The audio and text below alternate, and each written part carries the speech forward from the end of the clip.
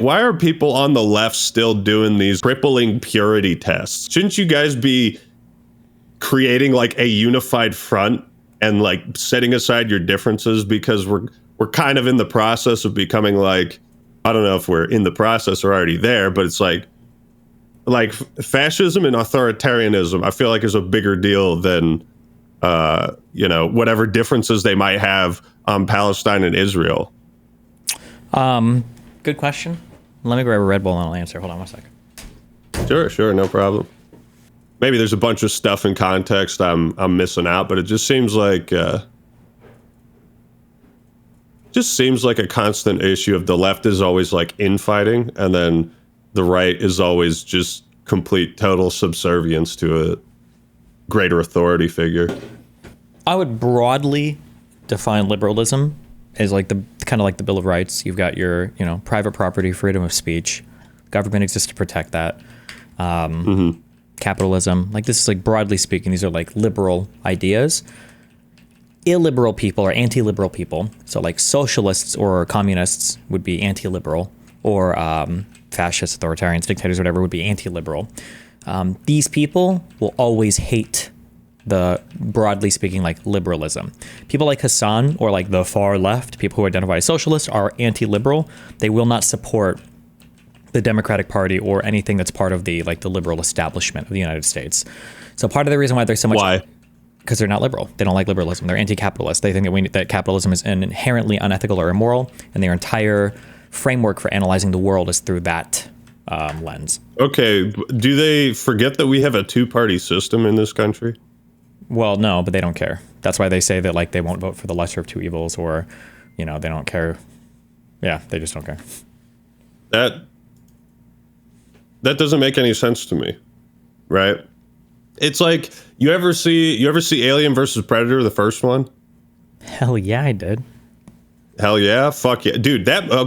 Side note, that movie is like the perfect combination of dumb and awesome. It has like a great fucking movie, but there's moments in like media, movies, video games, TV shows where quotes really stick with me, and I feel like they say something greater than what is said within the context of the movie, right? Okay. The enemy of my enemy is my friend. Right? You remember that quote? Yeah, that came from Alien vs. Predator, right? I think they were the first one to say that, yeah. Well, I don't know if they were the first one to say that, but like... I know what you mean, yeah, I know what you mean. Yeah. And so, like, it should be a fight of the lesser of two evils, right? But they're not. They're not the enemy of my enemy. Their enemy is capitalism or liberalism broadly. Like, that is their enemy, and all of it's more or less the same to them. That's so dumb. Why, like... They would tell you that it's dumb for you to think. You think there's a difference between the Democrats and the Republicans? Like, I mean, you can find literal clips of Hasan saying that there would be no difference between Kamala and Trump. Regardless of the hypothetical reality where Kamala Harris would not be as bad as Donald Trump, which we have no proof for. But the reason why they say this is because they are both, broadly speaking, well, they're not actually, because Trump is a fucking dictator, but like part of the capitalist liberal world order. Okay, but like, don't you think we have bigger issues to worry about than just like constant infighting, right? It's not infighting to them. They're trying to get rid of liberals. They don't consider them part of the group. They're not on the same team.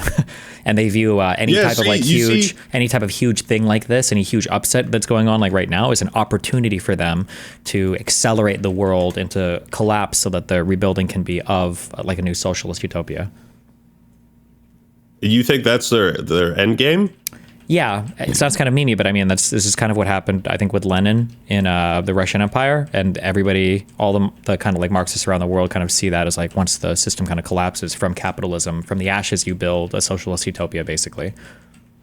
Oh, okay, yeah. It sounds memey, but if you really talk to any of the big thought leaders or whatever about this, like even your Hasan losers, like they'll say this, they'll say it pretty openly, yeah. So essentially, there's like two sides of the political spectrum are like, yes, down with the current state of America being like the world's leading global superpower. essentially. Like, let's At least tear it all like- down and rebuild. At least it's capitalist. Yeah. Yeah.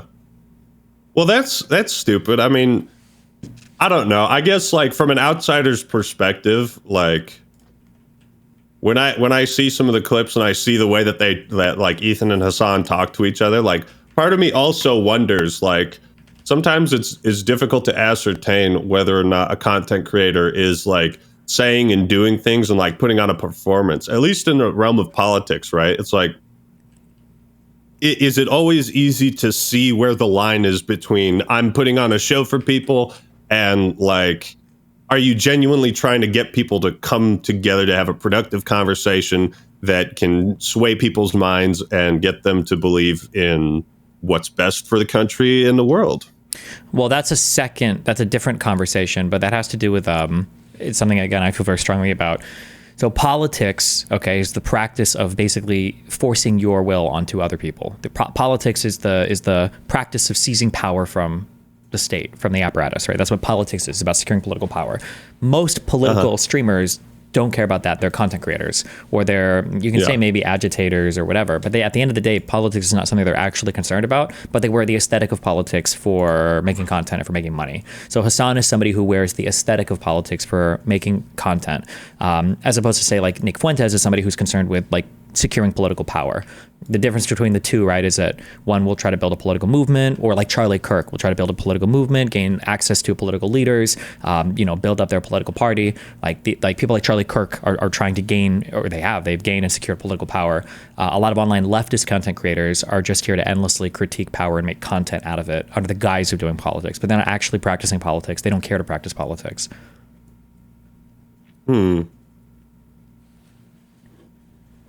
What can be done about that? I mean, Like, you're free to do what you want, but I wish done? that people would just realize that a little bit more.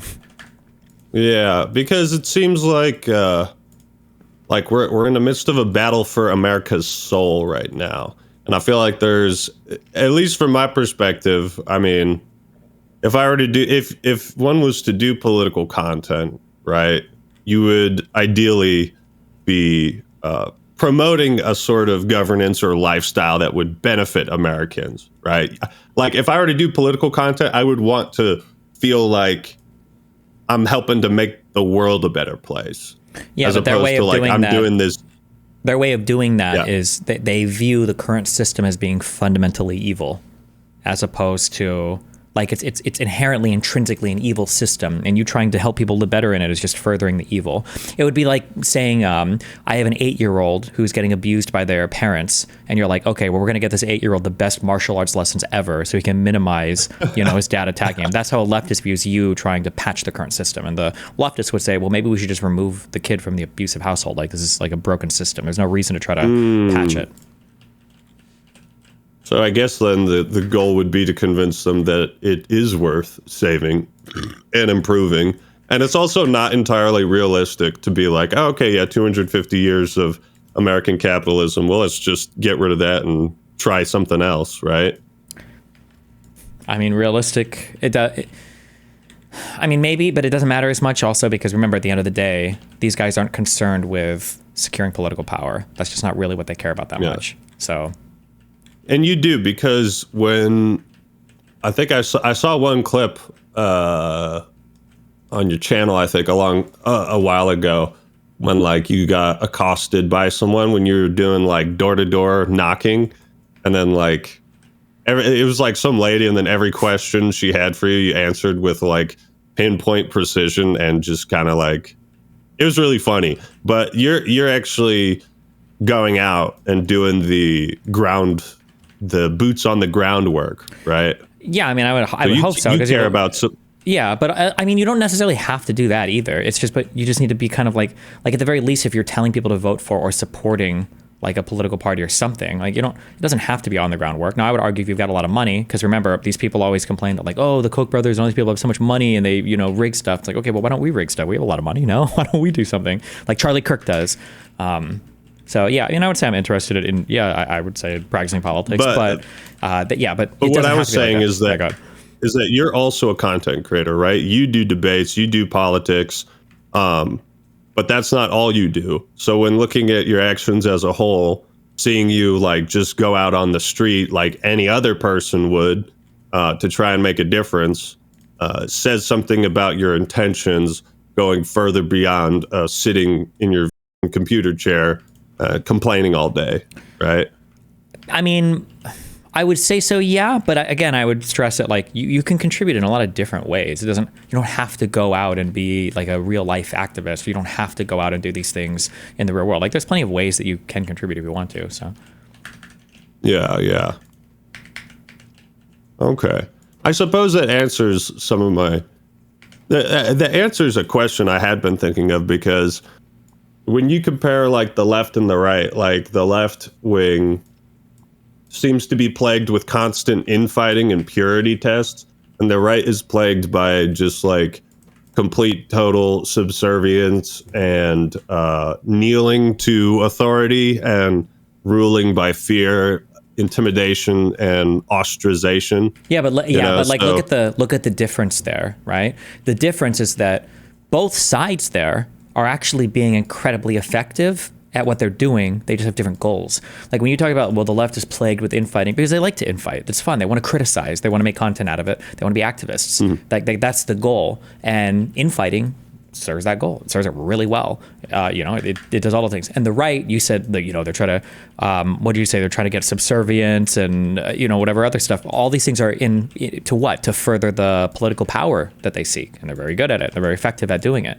So both sides technically are doing the correct things. They just have very different goals. And I just wish people would be more aware of that so we could focus on the what I would argue are more worthy goals. Yeah, well, I think the left would benefit more if they were able to establish a more unified front. What I'm gathering from this conversation is that that's not entirely realistic, and this might just be the nature of the left wing to fight and critique each other. But well, no. Careful, because the difference between socialist left, like that left, versus like Democrats. Democrats should be able to provide a type of unified front. That should be possible. We should be able to provide a unified front. We should be able to run for elections and win. There's no reason why we can't. But a lot of people just gotten confused, and partially because it's intentional, right? And again, I know I sound really conspiratorial when I'm saying this, but I don't know how much of Ethan's stuff you've watched, whatever. Like Hasan literally says that his goal is to provide a radicalist funnel to people, to more radical anti-liberal spaces. Like he masquerades as a liberal, but he's not actually. He's a Marxist-Leninist. But he says that openly. Like he's said that on shows openly. I don't know if you saw that clip on Ethan. I'm just making that up. So that's part of where the confusion comes from. You don't get people that are trying to draft people away from Donald Trump on the far right. If anything, before Trump came into office, a lot of the far right just kind of like, they like grin and bear. They're like, Trump is not the Nazi that I want, but I think he'll get us a little bit further along to where, we want to be. Like they just like deal with it, Yeah. Well, also, one of the tactics I've noticed from the right, obviously, is threat of ostracization, and it makes sense when you consider that, like, the conservative mindset, at least generally speaking, and correct me if I'm wrong on anything, but the conservative mindset essentially boils down to in-group, out-group, us versus them. And when taken too far to the right, it turns into fascism of rules for thee, not for me. I'm the in-group, you're the out-group, right? And so that's why the threat of ostracization amongst conservatives is so prevalent, because they're being threatened with their place in the in-group, right? If you don't fall in line or, do exactly as we're saying, if you don't follow the party mantras, then you're out, right? And then if you're out, then I'd say like a little bit, although I would say to be careful, because technically everybody has their in-group, out-group. It's just the way that they orient that in-group, out-group is a little bit different sometimes. But I mean, like everybody at the end of the day is big on in-group, out-group stuff. Yeah. Yeah. But conservatives more so, right? That's why, like, anytime someone says something slightly critical about Trump, he's always jumping on the button to send a tweet to talk shit, right? True, but I mean, like on the left, you would argue that in-group, out-group stuff comes in the form of like cancel culture, right? That was their variation of in-group, out-group, Yeah. true. But also, like the right seems more unified in a single group, and unwilling to push back, whereas the left seems more like even if I don't know, you're not accepted in like Hasan's space or whatever, like you still have your space here. You still exist. That he can't. Nobody on the left can threaten you with ostracization, right? But like all the guys on the right who suck up to Elon and Trump, right? They have to keep doing that because it's all like one unified front. Kind of. Does that make sense? I understand what you're saying. It just, again, Yeah. I'm going to beat this in because it's hard to understand this point, but it seems like there is a unified front. But what's actually happening is they're both unified, but they're unified around different goals. So the right is unified. The right has a unified front, but the right is unified around securing political power, so they all support Donald Trump. The left is unified, but they're unified around like cultural issues that don't necessarily align with securing political power. So, for instance, the cancel culture thing is probably a good thing, like trans issues, right? Nobody in the left apparently would speak up and say like, hey, maybe this particular thing about trans athletes is like a little bit overboard. You know, when Gavin Newsom said it, everybody started writing articles about how Gavin Newsom is like a traitor to the left now. I think even the New York Times was posting op-eds about it. And it's like, Gavin Newsom's statements on that show were not that radical at all. They were totally fine. So the left does a lot of the in-group, out-group stuff, but the thing that they enforce the in-group, out-group opinion on just isn't related to securing political power. Okay. Yeah. That makes more sense. Sure. It's very fucking annoying, but Yeah. I mean, you've clearly thought a lot about this. I mean, I hope so. It's my that's what I do for work in my job. Yeah. It's your job. Yeah. I was also curious about so how have debates been going for you? I haven't kept up with some of your content, so I haven't watched recently, but like overall, like has it been more or less the same, or has it been different in some ways? Has what been more or less the same? Your debates, like with people, have they changed at all since the inauguration? I mean, I would say it looks like I think people started to avoid me a lot after the firefighter thing. A lot of conservatives got really triggered, but I think that a lot of people on the conservative side, ever since the Trump victory, I think basically just started avoiding all critical confrontation at all because they'd won the election and they didn't need to. And Yeah. I haven't seen that come back yet. And I think that that'll change around midterm time. That's just the thing that I hear anecdotally. I think that anecdotally, a lot of conservatives are also just like not capable of defending a lot of the Trump stuff, so they just don't talk about it as much. Yeah, that makes sense. I mean, what do you mean? He tanked the economy, and it's gonna be great. You just wait and see. Just have a little faith, Arthur.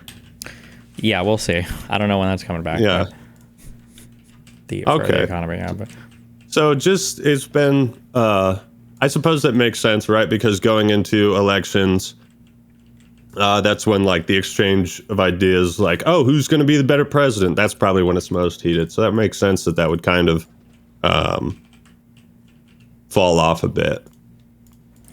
Another question I had for you. I think it's more that they know that a lot of the stuff that they're doing is completely and totally and wholly indefensible. So they do their best to just avoid fucking anything just related to stick your head in the sand, kind of. Basically, yeah.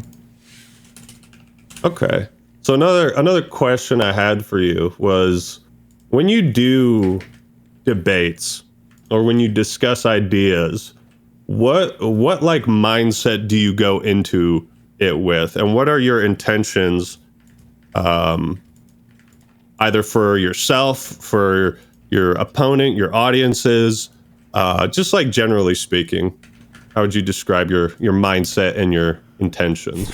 I mean, I always say that there's three different things. I think it's like there's people, it's people, policies, places. So it depends on who I debate, it depends on what I'm debating, and it depends on where I'm debating. All three of those things are going to have huge impacts on how I actually approach that conversation. If you give me an example, then I will walk through how I would assess that, I guess. Like, do you adjust your approach depending on the person you're talking to? Like, if someone seems less malicious or more open to your ideas, do you still go like full throttle on them? Because Right, you've obviously you got to give me an example, and I can talk you through it. I guess how I would assess it.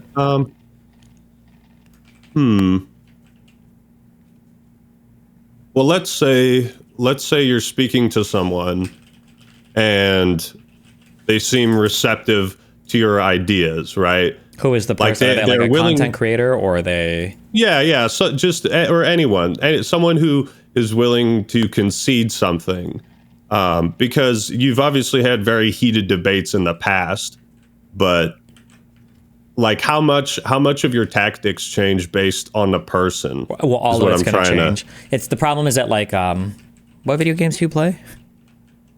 Oh, I play a lot. You play StarCraft? A lot of FPS games. Yeah. Oh, like it's kind of like you're asking me the question is like, how would you win a StarCraft 2 game? And it's like, well, it depends on the map, it depends on the matchup, and it depends on if I know the player, it depends on the player. Like, it's super variable. So, like, if a random mom wanted to have a debate with me about trans rights on stage for a college event, and that college event was called the Come Together Tour, right? Well, if it's a person with a kid and we're talking about trans stuff, I'm probably going to try to be empathetic. I'm probably going to try to relate on some parental level. And if it's a tour where like the express purpose is to have like good conversations, I'm probably going to try to be like pretty chill. I'll match energy or even like just be less than them. If they go hard, I'll try to just like bring it back. And I'll try to like bring them over to my side or bridge or meet in the middle, I guess, as much as possible, since it's supposed to be like a, like a connective thing, I guess. Like that would be my approach there. But if I was debating somebody on like the, the Fuck Trump tour, and it was like an online content creator who's known for being, super far right in a lot of their beliefs, then I'm going to ramp up the energy pretty significantly. I'm going to, regardless of the policy or the thing we're debating on, I'm going to try to argue my side almost as stringently as possible. My rhetorical tools are going to be a lot more aggressive. It's going to be more like trying to make the other person look like an idiot, trying to demonstrate, mastery of the topic and to show that they don't know anything about it. Yeah, so all of these things will heavily impact the approach, I think, to the conversation. Okay. Interesting. And then, sorry, I'm still a little sick, so if I start hawking up loogies, that's why. You're good. Yeah, so also when you debate, like, what is the best case outcome in your mind? Like, let's just say a typical conservative content creator, not super, not like a huge fucking dick, but also not entirely reasonable. Like, do you also go into it with a perspective of like, I hope we both get something out of this conversation and come to some, even the slightest bit, come together on something to at least relate as humans, right? I can't. I can't give any general overview. I just can't. You have to give me specific examples, because like, let's say I'm debating somebody who might come off as moderate, but in their own community they're extremist on every position. I don't want to share ground with them. I don't want to break bread with them, and I don't want to come to any middle ground at all with them, because I don't want the other side to have the impression that I'm co-signing anything or that I think they're more reasonable than they actually are. But let's say it's somebody who I believe is like genuinely kind of like a centristy type person, or maybe they fall in a little bit into some conservative memes, but they just don't know that much about politics, and their community is kind of like trending towards the far right, or trending towards the right. I'm probably not going to be as aggressive towards that person, but I can't generalize any of this. It has to be, I would have to talk through an example to do it. I can't write any rules for it. Yeah. Or there are rules for it, but all of them, it's just going to depend so much on on the person, policy, and the platform. Yeah. Well, that makes sense. It's because sometimes I like when I watch clips of like Ethan and Hasan, it doesn't seem like either of them are trying to come to any sort of common agreement or understanding on something to either like deepen their understanding. But then again, like you said, that type of conversation is basically never, ever, ever happening online. Deepening an understanding, that's going to be that's like an intellectual pursuit moment. But online for content creators, Yeah. we're defending egos and we're defending ideologies, where most people are defending ideologies more than anything. And and fact is an instrument of ideology, meaning the facts will be wielded or weaponized in a different way in service to the ideology, not the other way around. So like somebody like Hasan, whose primary focus is his ideology, is never going to be interested in some kind of thought-provoking intellectual pursuit, because if he finds something that contradicts the ideology, he's fucked. That just can never happen. That can't be the case. Yeah.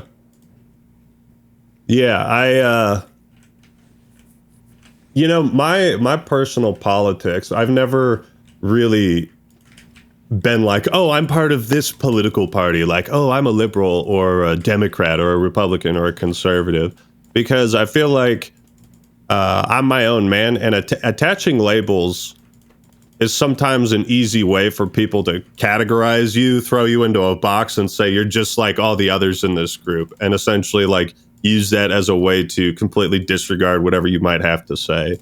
So like, there's another quote from Knights of the Old Republic 2. Anybody who's played that, this game had some fire philosophy, but there's a character that says, to believe in an idea is to be willing to betray it. What do you think that means? To believe in an idea is to be willing to betray it. Yeah. It's going to depend on the type of idea that you believe in, but it sounds like an ideal. I understand, but it sounds like technically the quote is he's appealing to a higher ideal, but to believe in an idea is to be willing to betray it. Sounds like it means that if you have some intellectually honest engagement with your philosophy, then you should be willing to change your philosophy if there's either new information or if you've evaluated something differently or whatever, as a result of collecting data. Bingo. Sure. Bingo. Yeah. So that's kind of how I look at the world. It's like, I saw a quote, it was either from Steve Bannon or someone else, who was saying something like, anybody can believe in the truth, but if you can convince someone to believe nonsense, then they will wear a political uniform for you. And the more people you have in that uniform, you can build an army. Basically, like, if you can convince people the stupidest things are true, and they're not thinking about what's true and what's not true, they're just blind adherents to your ideology, and therefore they're a soldier. Okay. Yeah. That's Bannon is pretty smart politically, so yeah. That checks out. That's just me like making sense of things, but I don't know. I guess I don't understand how people get so wrapped up in their political party that they end up discarding the truth, or like. Well, their political parties are a little bit different, I would say, than ideology, and so you just have to be careful about who's defending what, because like Hasan won't necessarily be allegiant to a political party. Hasan's allegiance will be to an ideology of Marxist-Leninism, basically, yeah. But the ideology supersedes any kind of factual analysis of the world, yeah.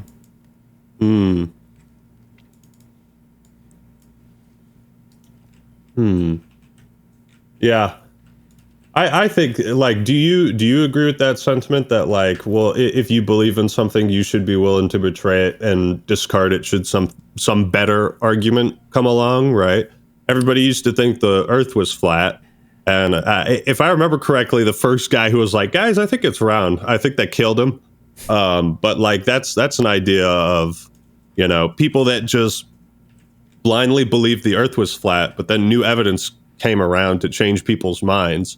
Like, I think that's a good political perspective to have. Yeah, I think that's a good perspective for life. You just have to be careful because people will view things. Sometimes people can view a willingness to change ideas as a weakness. So you have to be very careful how you present it, I guess. Like another person who I haven't, like Muslims, for instance, will use the argument that the Quran has never changed as one of their kind of owns against Christianity, who, kind of like swap out books in the Bible and shit because who the fuck knows. And and Muslims will make that argument that like, see, the fact that our shit's never changed actually makes it way better than yours. And for some people, like those types of arguments are compelling, right? And, for other people, they'll be like, wait, hold on, wait a second. This sounds like the worst argument you could make, So some people do view that unchanging and unwavering belief as like a ideological strength, whereas other people as like a building that stood for centuries versus a building that was renovated. Yeah, potentially, yeah, something like that, yeah. Okay. Kind of like an appeal to traditionalism. This is the way things are and have been, and it's worked, and it doesn't need to change. Okay. Yeah. You're an interesting guy to talk to. And I hope so. Yeah. It's my job, right? Well, I'm surprised by some of the answers and input, because it seems like a lot of these issues are much more intertwined and difficult to solve than just a small change in perspective of like, but guys, what if you just believed in things that are true, Like, yeah, the problem is people if you ever like do like kind of amateur investigations or like philosophy, you can start to figure this out real quick, where I think Wittgenstein says this, and I'm saying this having never read it before. The idea that there are no problems in philosophy, there are just problems of language, and because language can be ambiguous, we trick ourselves into thinking that there's actually a really deep question being asked, when in reality we're just not using the correct words. So like when you say we should just believe in things that are true, it's the type of thing that every single person would agree with, but obviously the difficulty is, well, how do you define what is true?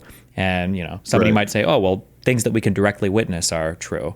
Okay, well, what does it mean to witness something? And what does it mean to witness something directly? Because, for instance, a lot of people in Washington state might say something like they've witnessed stuff related to illegal immigration into the United States at the border. And it's like, really? Have you? It's like, well, I've seen these news, right? So people will agree conceptually on a lot of things, but when you start to like ground it out in examples, or you start to ask people, what do you actually mean when you say this? Then you start to realize like, oh shit, we're on different planets here, Yeah. I think, so I've been doing something sometimes in my spare time is I'll actually reach out and talk to some of my haters on Twitter. Mm-hmm. In some ways, it's a waste of time, some might say, but it's also a way for me to like engage with a radically different perspective and try to at least understand where they're coming from or their reasoning behind things.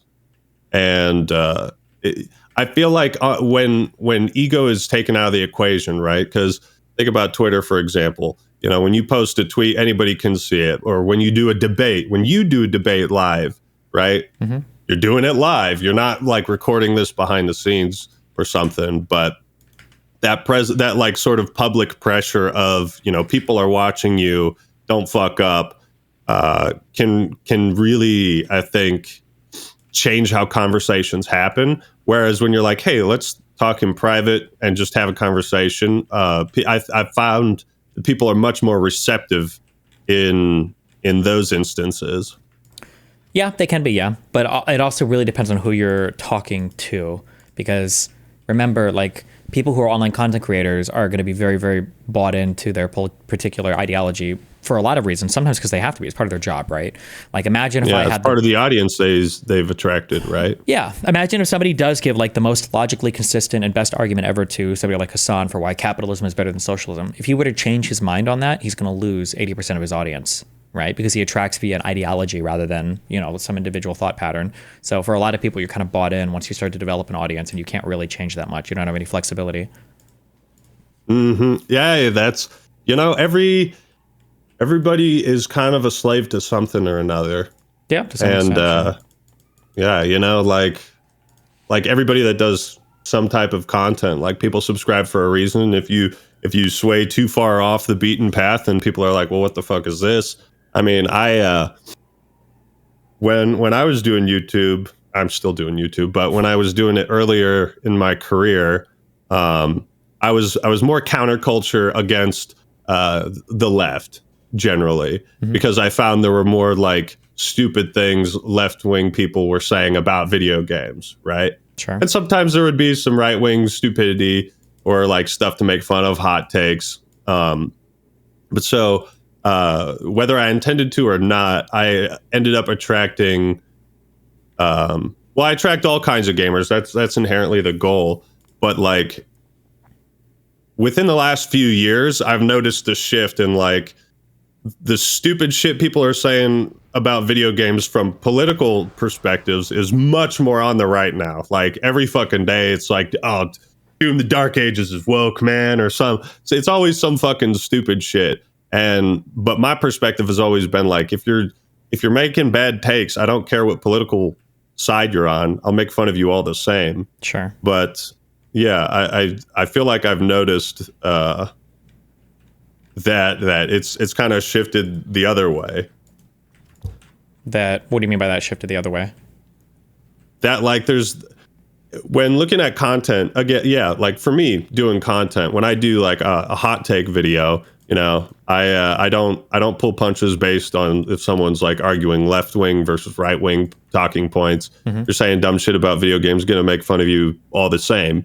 But there's almost like this idea that I've somehow betrayed like who I was, whereas like I've always kind of just made fun of people all the same. Does that make sense? Yeah. There's an aesthetic to going after everybody that people like, and people really like to wear the aesthetic of going after everybody when they don't go after everybody. A really good example of this are people who make like edgy jokes. Like Lex Friedman? No, I'll just say focusing on gamers. People that make edgy jokes, there's a type of edgy joke you could make that's like safe edgy, and especially gamers for a long time, you know, would say shit like, oh, we should be able to make fun of anybody, and that's, you know, it's funny and epic, and you can, and you make fun of minorities, and make fun of women or whatever. But like if you were to make fun of gamers or like white people, now they're like really mad. Whoa.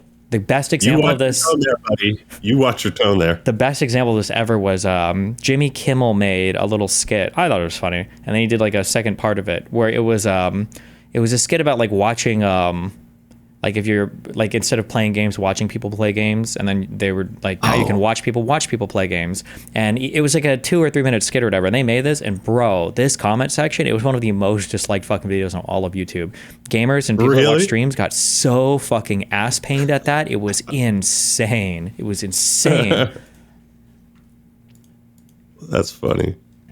Yeah. So I guess I don't know. I kind of been. So every now and then I'll jump in to do like some kind of political gaming video when those two intersect, but I usually try to keep it to politics in games or like when other people are politicizing video games. The interesting thing is like, I feel like my values have always been the same. But now there's a lot more people on the right who are doing exactly what we used to criticize people on the left for doing, which was like politicizing video games. Yeah. You know, a perfect example of this is like Resident Evil 5 is racist because it's a white guy in Africa killing a bunch of black zombies. And I'm like, okay, yeah, that's stupid. And then you have like just this year, it's, oh, well, Assassin's Creed Shadows is racist because it's a black guy in Japan killing Japanese people. And I'm like, that just feels like two sides of the same coin. But like one side is just being hypocrites of the fact that they like, does that make sense? It just feels like I had this moment when I had this moment around, I think it was like a FIFA game or something, is when I first saw that, where I thought that people obsessing over like the race of, you know, online people are protagonists, I think was stupid.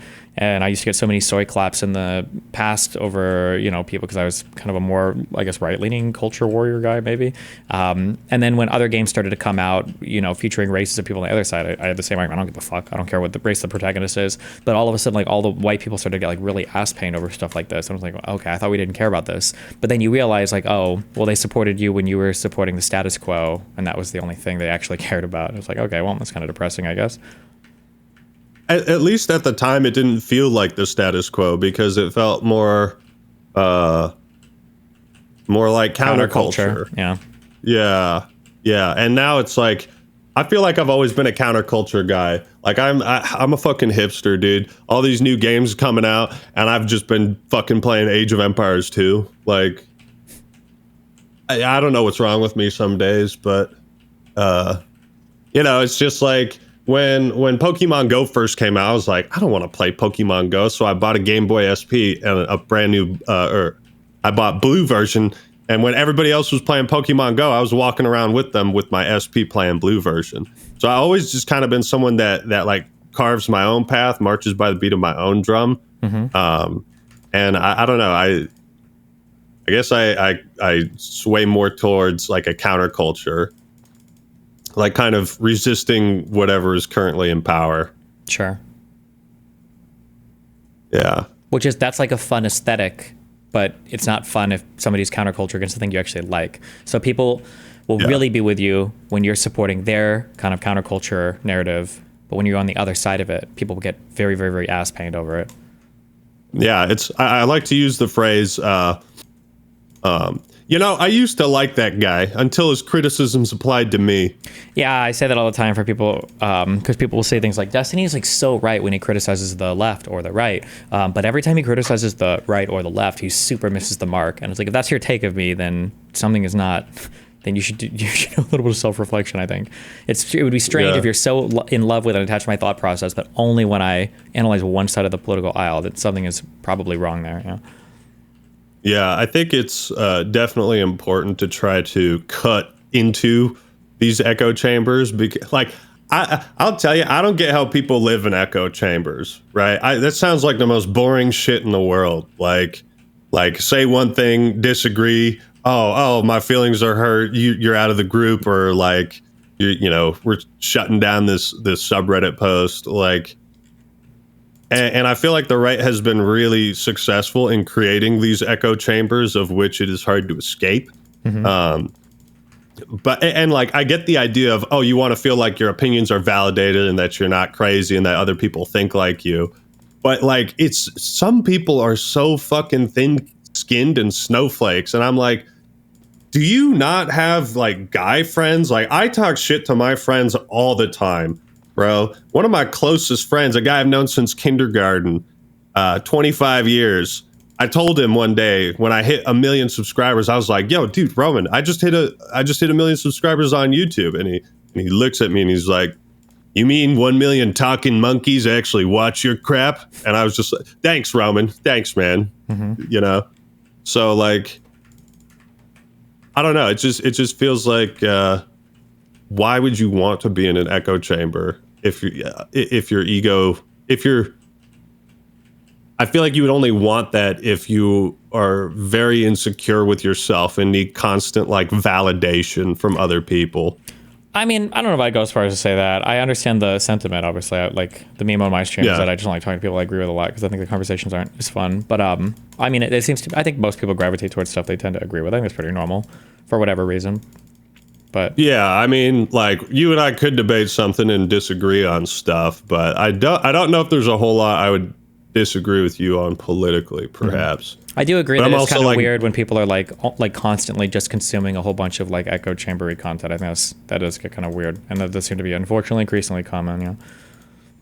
Yeah. Like sometimes I'll click on a review of a game, it'll be something like, Oblivion isn't actually a masterpiece or something, or they're talking shit about like some super awesome game that I love, and I'll click on the video, be like, man, fuck this guy, and then I'll listen for a bit and be like, okay, you know what? I see what he's saying. All right, I don't fully agree with it, but I can respect it. Yeah. One thing I have a bunch of like topics. I don't know how much time you want to spend with me, but we can go through I was thinking about it. What's that? I said we can go through whatever you want. We're sitting here, so. Yeah.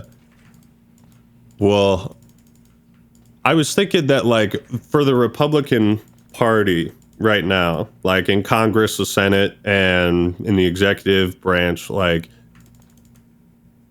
all the values that I used to feel were like, I feel like I don't know what the fuck real conservative or Republican values are anymore, because every mantra, every stance, everything they claim to stand for, it feels like they have trampled under all of those values with a stampede of hypocrisy. So like, can you tell me any other values that the current Republican Party in Congress and Senate, not representative of all Republican voters, are there any other two values in the Republican Party other than acquiring wealth and acquiring power by any means necessary. No, I think especially the Trump stuff changed things quite a bit. It's like I would say it's an arguably like a cult now. So until Trump is gone, there is no ideology other than follow kind of what Daddy Trump says. But that's just right the nature of where things have gotten to, unfortunately, with the conservatives. So, but yeah, there's no analysis beyond that right now, unfortunately. I know you deal with a lot of conservatives, and many of them have ideas and arguments that you disagree with. Are there any like actual conservative values that you find that you can relate to or understand, or that you can agree with on some level? I mean, yeah, I like guns. I mean, it depends on what we're talking about, but yeah, there's going to be issues that I definitely will be more agreeable with conservatives than not. But the issue is none of those values are present right now. It's just whatever Donald Trump says. So even if there was something that you thought you agreed with, if Donald Trump said the opposite tomorrow, every single conservative would be opposed to it, basically. So yeah, that's the craziest part. Is like Republicans aren't even the party of lowering taxes anymore. Like, how crazy is that? I have no idea what they are anymore. Yeah, it's just whatever Trump says. It's gotten wacky. Yeah. Yeah. So I mean, I grew up with family members that were essentially like the two standard types of conservatives. One is like the richer, like, I just want to pay lower taxes, that's why I'm a Republican. And the other was I live on a farm in the middle of butt fucking nowhere. And you know, I it seems like a lot of conservatives that are online or in debate spaces, I feel like there are good people who are conservatives. There aren't good people, or there are good people? There are. Yeah, I would say I think there are for like ordinary people. I think a lot of the content creator types or a lot of the political leader types, I think are highly questionable right now. But yeah, and I feel like sometimes over categorizing or generalizing people can sometimes be dangerous. I don't know where I was going with this. Yeah, the Republic, like, so what would be an example of a Republican value, or like a mantra they used to say? You notice Ben Shapiro stopped saying facts don't care about your feelings. Did you notice that? Yeah, I mean, maybe he just got old, or maybe he realized that conservatives are like the most fucking feels-based people in the universe right now. So I don't know. That was a good mantra. Like, that's easy to get behind. I mean, granted, he would be saying that to like 22-year-old college kids, you know, who don't know shit, but you know, stuff like that, or like back the blue. Like, I'm in favor of like, well, how would I put this? I would say back the blue. You know, okay. I don't fuck with cops. You know, I've met some good cops. I know there's some bad cops, but like, you know, support the people in law enforcement and those that put their lives on the lines, or like respect for our armed forces and our military. That's something that's hugely important to me. And it's weird that like Republicans have turned their back on that, or at least Trump has, and therefore by extension, like some of his followers. Right. Yeah. I mean, that was the thing we said in 2016, where when Donald Trump started attacking McCain, people basically thought, me included, that was like, it was over, that Trump had basically just thrown the entire chance of, I mean, nobody even thought he had a chance of winning the primary at that point anyway, but that it was just like unbelievable that you could attack somebody over their military history. That's just like impossible to make fun of them for being a prisoner. And also like recently Catholics with that whole fucking AI Pope image. But I had also, so one of my topics I had written down was the American brand of fascism fucking sucks. Would you agree with that? What do you mean? What do you mean particularly? The American brand of fascism, like it's nowhere near as competent or stylistic, intimidating as say like the Nazis. Like the Germans really nailed fascism, you know? I feel like Mussolini in Italy, they kind of like half-assed it. Like Mussolini just got into power and then he was like, all right, I guess we'll go into Africa or something. We don't really know what the fuck we're doing. but like the Nazis really knew what they were doing. Right? You have to keep in mind it was literally an entire country and ideology built around militarism and a master race, and they lost the first war they ever participated in. But I do agree with you in principle. I understand what you're saying. They're more impressive than the Trump regime that has no idea what the fuck it's doing at all. So, I agree with that. Yeah. Exactly. It's like the American fascism isn't... They were talking about putting on a military parade. I heard at least that much. But, like, it's clear Trump has, like, no respect for our military personnel. It's not a military parade. It's a Trump parade with the military. Yeah. Exactly. But, like, you would... Like that's like a core tenet of authoritarianism is like you lean on the arm that can enforce violence. You don't just like sorry.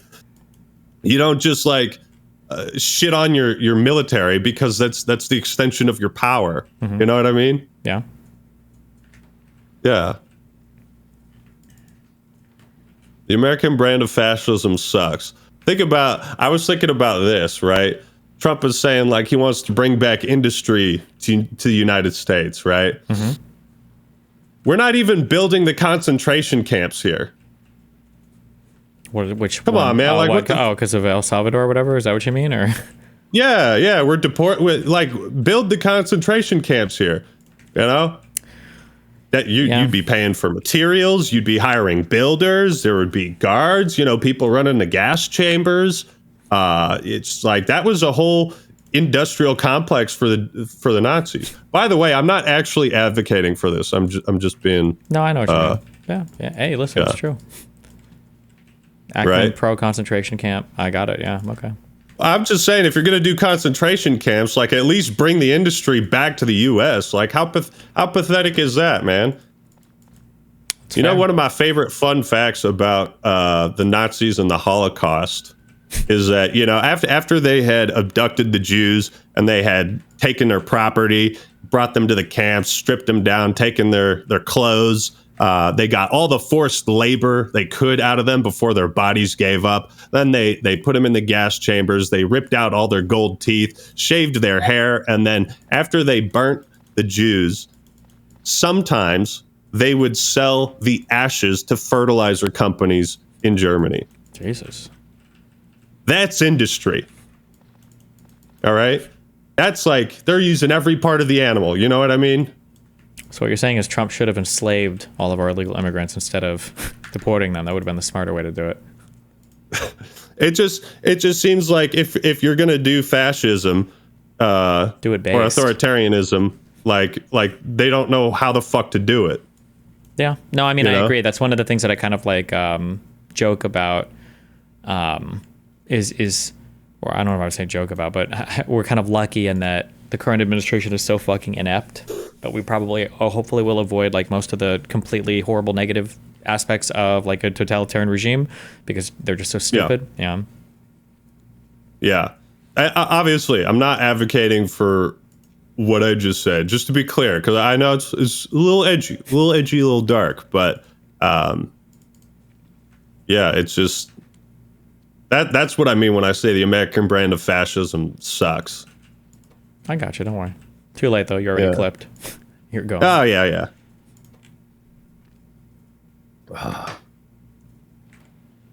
So another thing that I've been thinking about, and I'm curious what your perspective is, because we live in pretty uncertain times. A lot of things are happening in the country that are unprecedented or that we don't have a historical precedent for. And that can always be unnerving or unsettling when you're swimming in uncharted waters. Mm-hmm. So obviously, I think we're beyond the point where there's even a debate to be had about whether the Trump regime is fascistic or authoritarian. I think would you agree with that? That we're past the point of having that debate? Yeah. It's clear what it is. Yeah. The disappointing thing is that one of the frustrating things with conservatives is the conservatives will have this pattern where they'll say Trump's not going to do that, and then when he does do that, they'll defend it. So yeah, No, it was just a joke. yeah, it No, always was a was joke. just crazy. It was a fucking joke. Or Yeah. or they would say it was a joke, but the real joke was that they would be opposed to it if he did do it. Because then when Trump would start doing it, even though they would tell you he won't do it, and if he did, that'd be horrible or whatever. When he starts doing it, they'll defend it. And it's like, okay, well, Yeah. The real joke was the fingers I had crossed behind my back. true, actually. Yeah. Yeah. But my question for you was, yeah, let's talk. This is a job interview. Where do you see yourself in 4 years from now? Or sorry, where do you see the country and the world in 4 years from I don't know. now? Or No even idea. 2 I'm trying years? to. Yeah, we're looking ahead to midterms. Hopefully, the Democrats win midterms because you're starting to feel, and you're going to start to feel over the next month or two, like big economic impacts from the tariff stuff. So hopefully, when people see that shit sucks a lot, hopefully we start to see good midterm performances from the Democrats. Hopefully, the Democrats learn to kick out the insane, crazy, loony leftists. And yeah. Yeah. Speaking of that, there was a picture I saw of the Seattle port where all the big shipping containers come in. And I've been there plenty of times. The only time I think I saw it like super barren was during COVID. But there was a picture and there was just one shipping boat there. And I was like, yeah, that's already hitting where I am, you know, because obviously on the West Coast, the boats, like we trade more with China because we're on the coast. So that's already hitting. Damn. Okay. Yeah. Yeah. I think it's like 15 days from now or something. It's starting to hit because it takes like 45 days to 80 days for them once they get onto the water to hit a port and then to be available at some other place. And I think we're starting to get to that timeline where shit's going to be very noticeable. Yeah. Yeah. The Germans have a proverb that says it's something along the lines of, if you refuse to listen, then you must feel. So like people who didn't listen to some of the warning signs or the arguments, or maybe even people you debated in the past who were like, that's not going to happen, you're crazy. If you are unwilling to listen, then you must feel. People sometimes have to learn the hard way and like actually feel the negative impacts of something, right? So like the shipping containers in Seattle, for people that go there and they visually see that things are different, less active, less busy, it's unfortunate that people sometimes have to learn the hard way. Yeah. I mean, that's unfortunately a pretty common human experience, but yeah. Yeah. But on this degree, like on the world stage, you know what I mean? It kind of hits a lot different as opposed to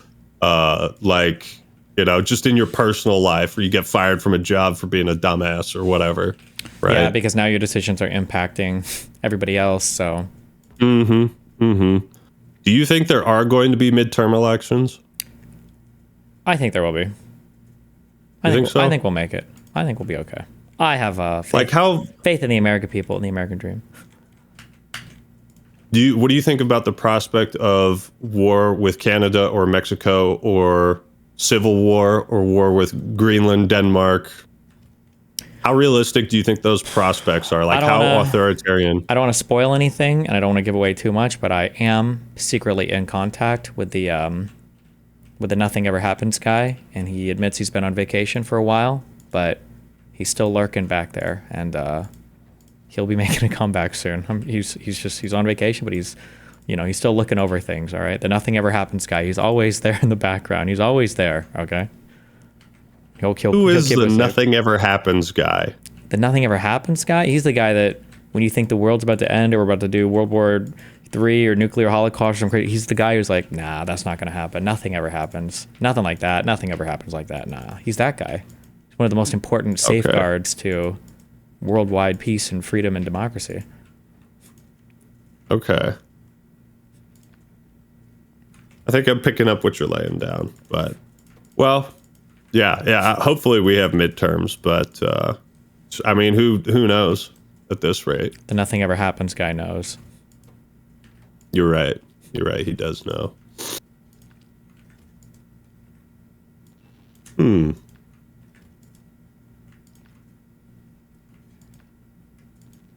So what are your current like?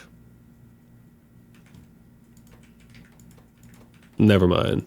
What was I going to ask? You've done a good job answering my questions and bouncing ideas off of, because I'm trying to gain a better understanding of everything. Sure. Yeah, I do my best. Yeah, I've considered doing my own either social or political videos, but I'm unsure if I would start a separate channel for that. Yeah, I just know that you'll be, well, I don't know how political your current videos are, but you run the risk of hardcore alienating your current audience when you start heading down that road. So just be careful. Yeah. That's why it's something to consider. But that's for me to figure out.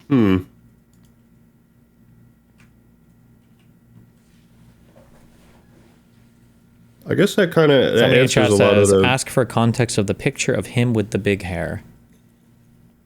with the big hair. I don't know if they're What referring does to a that meme mean? in your community or so. I have no idea. The big, yeah. I don't know what that. Well, I don't know what that means either. way to go, dipshit. You had one chance to ask your question and you missed it. What game is that you're playing? It's a horrible game called Factorio. Don't do it. This looks like City Builder. Kind of, but way more autistic. Yeah. Do you play Age of Empires 2?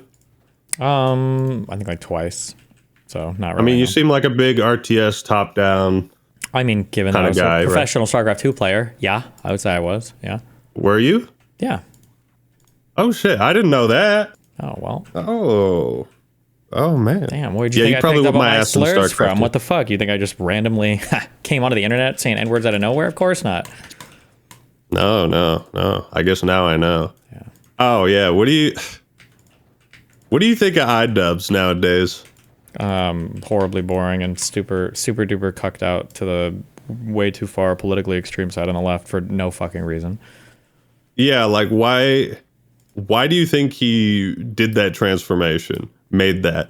Do you think it? Because like, I mean, I've been with chicks who are a lot more liberal or left leaning than I am, and I'm more chill.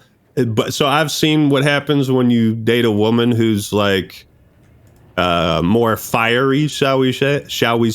You know, you don't want to piss them off too much and set them off the rails. Do you think it's relationship with Ian, or do you think he genuinely had some moment on his own where he was like, man, I kind of hate my fucking audience? Like, I mean, it's probably a combination of both, right? I'm sure he got older. He realized his content was probably way edgier than he really wanted it to be. And then, like, as he grows and changes, I'm sure his relationships reflect that and everything as well. So, like, I would say it's like a feedback loop. yeah, but here's what I don't get about iDubbbz. And I was thinking about this is iDubbbz could get away with saying some crazy shit because it never felt like he was being racist or sexist or whatever. I wouldn't say iDubbbz's old content was racist. Even when he said the N-word with Tana Mojo, it always felt like iDubbbz was unfiltered and everything had intention behind it. So saying the N-word for that content cop was a way to expose and validate what he was saying about Tana, and that she over exaggerates, embellishes, and lies about her storytime videos. And that point was successfully made.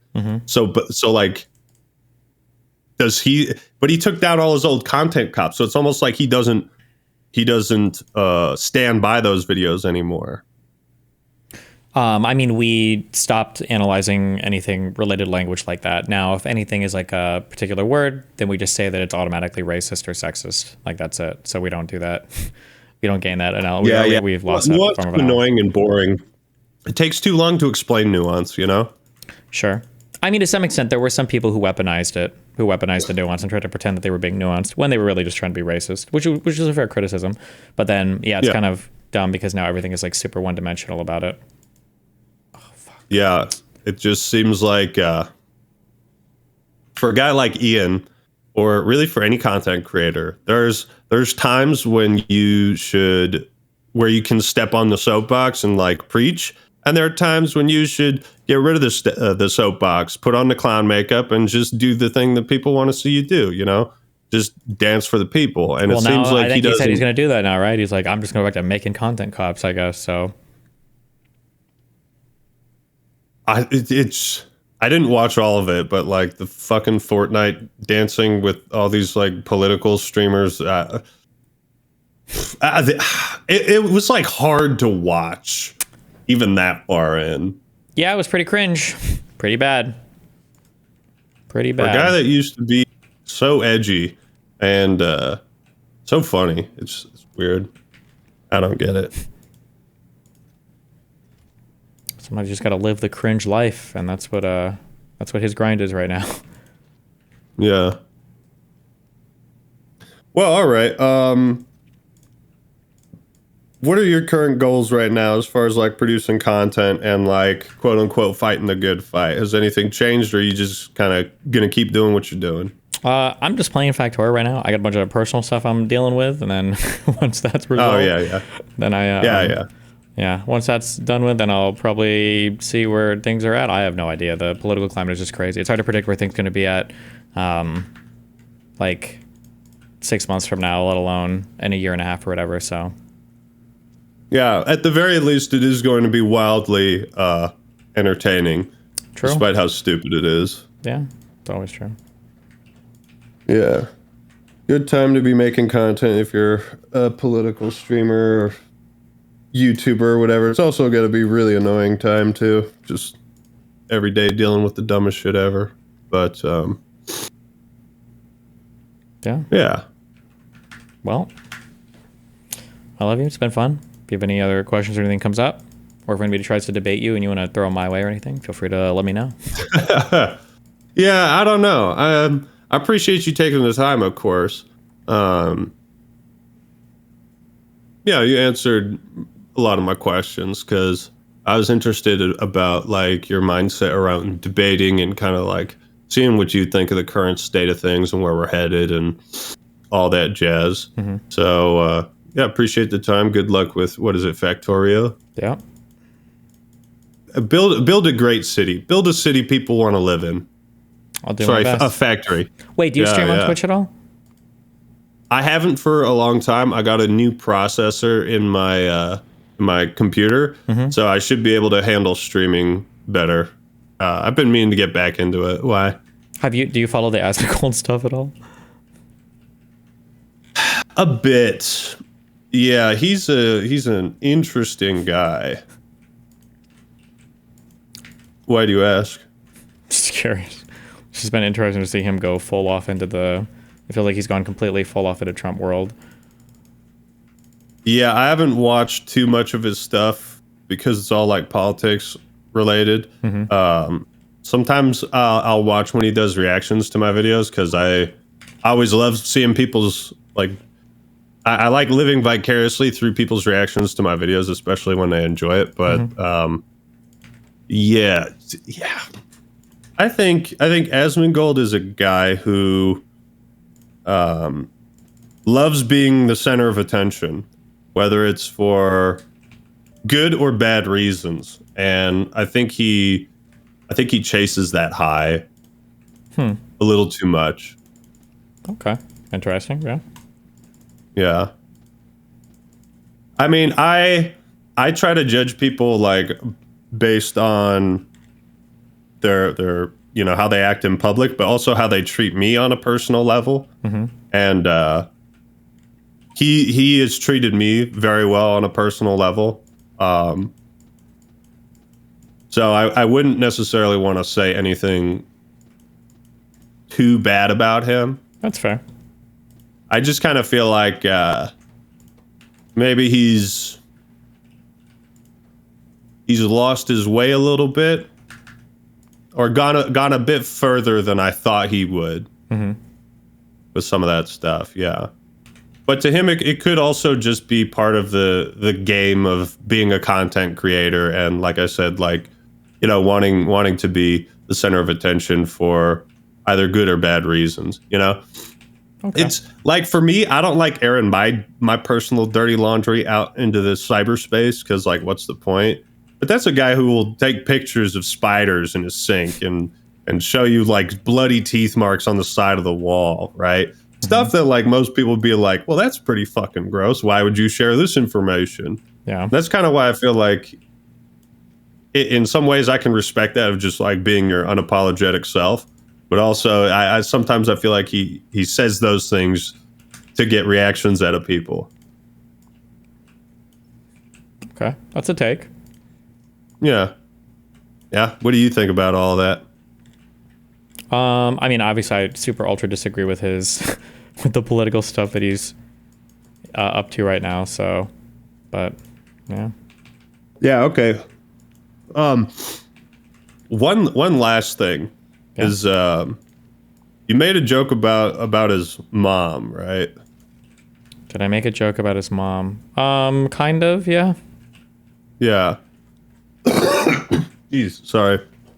Now I know you were trying to make a point with that, but do you feel like that was the best strategic or tactical move Sure. to kind of like go there? Yeah. I don't like that. I think that who we're allowed to joke about is oftentimes dictated by whoever feels like they hold most of the political power at some point in time. And I think that Asmongold has made some of the most deplorable and disgusting jokes, I think, that are possible, like laughing about dressing up as a Pokemon trainer and going to the border and taking pictures of people being deported, or like jokes about like other, jokes about all these federal employees getting fired. I hope they have to go do DoorDash and Uber now, as these people all get fired from like USAID. I think that if you're going to be in the realm of making jokes like that with absolutely zero pushback whatsoever, because Asmongold lives in a hug box, then you should be open to other people making edgy jokes about you as well. I mean, like, it's not even like his mom is here to be offended by it, so, as opposed to the people that he's making fun of. So yeah, I think it's fair game. Fuck it. I suppose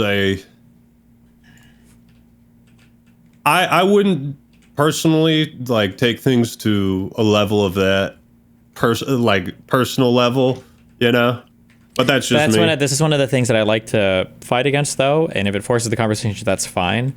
Like the phrasing that you use there, like, I wouldn't want to take things to a personal level. I think there's a problem that so much of quote unquote politics is so impersonal.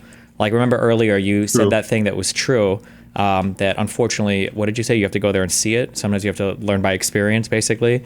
And the idea that, we can make jokes and laugh at people getting deported and laugh at people losing their jobs and laugh at, programs being dismantled that are basically causing people to die of like malaria and shit around the world, that's like epic and funny. But now when somebody talks about, like my dead mom, oh, well, now it's serious. I think it's good to make people just take a moment and be like, hold on, why is this serious, but none of the other stuff was? I think that's good to think about. Okay.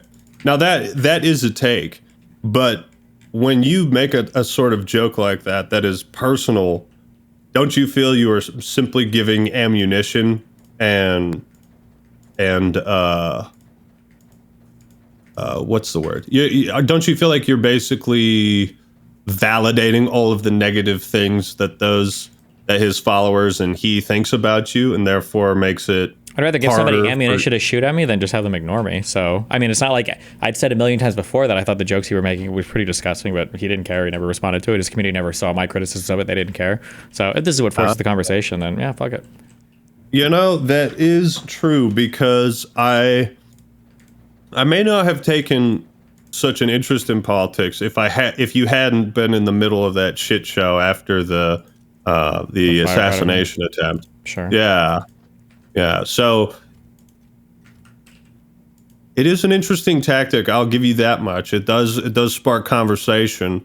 I just wonder if you're in the business of like changing people's minds. It's got to be hard to balance that. Got to get their attention first, right? But no, yeah, true. Yeah, another quote from KOTOR was like, "What greater weapon is there than to turn an enemy to your cause, to use their own knowledge against them," right? You think about the monks in Age of Empires 2. Well, you could kill an enemy unit, but what if you converted it? That's a +1 for you and a -1 for them. Mm-hmm. Yeah. I don't know. It's tough to think about. Yeah, it's tough to think about. Yeah. Well, all right, Destiny. Thank you for your time. Appreciate it. And yeah, best of luck to you and all that you do. Hope things go well for you. And yeah. Well, everybody, be careful. Stay safe. Yeah, enjoy the rest of your day. Bye, chat. Thanks for having me on. Christ. Bye. All right, peace.